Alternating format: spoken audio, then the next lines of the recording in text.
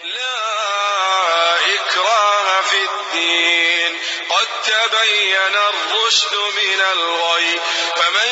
يكفر بالطاغوت ويؤمن بالله فقد استمسك بالعروة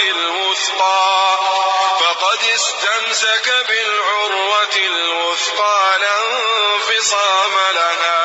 والله سميع عليم. په دین منل ایک شهید جبر زوتای نشتا یقینا حق الیار د گمراهی نشاش کارب جدا شوه دو نو چاچ د طاغوت شیطان انکار وکړو او په الله تعالی ایمان وروړ نو یقینا د ډیره مضبوطه کړی ټینګه ونیولا چې هغه لره هیڅ پر کېدل نشتا او الله تعالی شو وردین کا شپوی دی.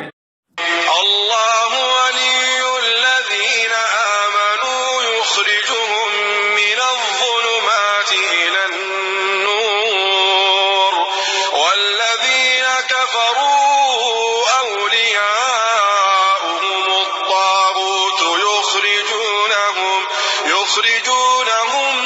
من النور إلى الظلمات أولئك أصحاب النار هم فيها خالدون.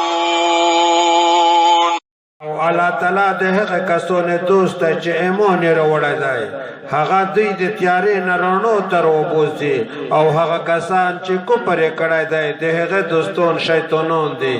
دغه شیطانان دوی لره د رڼو نه تیارې ته وبوځي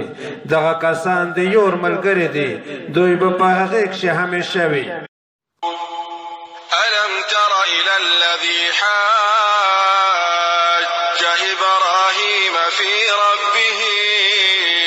أن آتاه الله الملك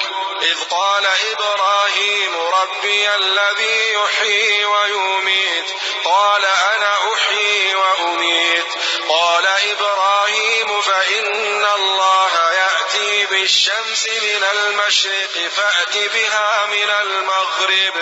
فبهت الذي كفر والله لا يهدي القوم الظالمين. آیا تو هغه کس نه دی لیدلی